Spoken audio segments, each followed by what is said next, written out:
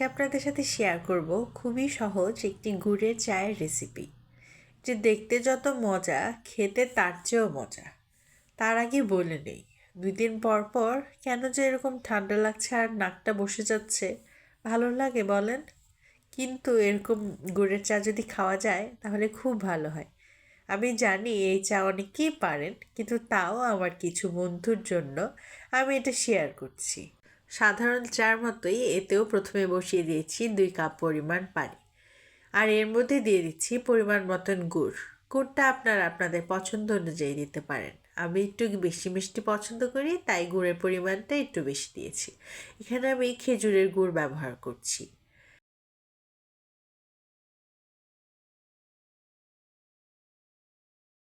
ভালোভাবে গুড়ের পানিটা জাল উঠে আসলে এতে আমি দিয়ে দিব গুঁড়া দুধ। এখানে 2 কাপ চার জন্য আমি 2 টেবিল চামচ পরিমাণ গুঁড়া দুধ ব্যবহার করছি। আপনারা চাইলে যে কোনো লিকুইড দুধও ব্যবহার করতে পারেন, তবে গুঁড়া দুধ ব্যবহার করলে এটার টেক্সচারটা খুবই ক্রিমি হয়। এবারে অপেক্ষা করতে হবে দুধটা খুব ভালোভাবে জাল উঠে যাওয়ার জন্যে। এভাবে যখন ভালোভাবে দুধেও জাল উঠে যাবে, তখন দিয়ে দিচ্ছি 1 চামচ পরিমাণ চা পাতা। এবারে একটু নাড়িয়ে চাড়িয়ে দিচ্ছি।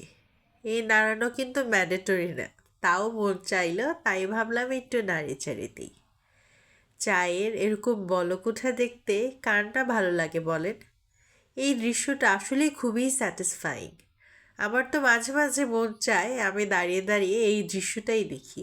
কি সহজ সাধারণ একটি চিত্র, কিন্তু দেখতে খুবই ভালো লাগে। এভাবে কিছুক্ষণ চাটা খুব ভালোভাবে জাল হয়ে যাওয়ার পরই আমাদের গুড়ের চা খাওয়ার জন্য একেবারে তৈরি। নামানোর আগে আরেকটুক্ষণ দেখে নিন না খুব ভালোভাবে কি করে বলক উঠে যাচ্ছে। এবারে একটি ছাঁকনি দিয়ে ছেঁকে কাপে ঢেলে নিচ্ছি।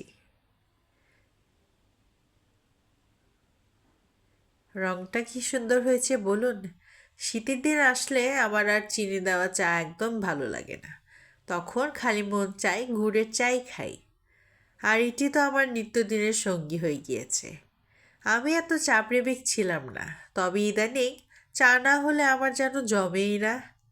আপনাদের কার কার চা এত পছন্দ আমাকে কমেন্ট করে অবশ্যই জানাবেন। মজাদার এই চা একটু সুন্দর কাপে পরিবেশন না করলে কি ভালো লাগে? তাই আজকে এই কাপগুলো নামিয়ে নিয়েছিলাম।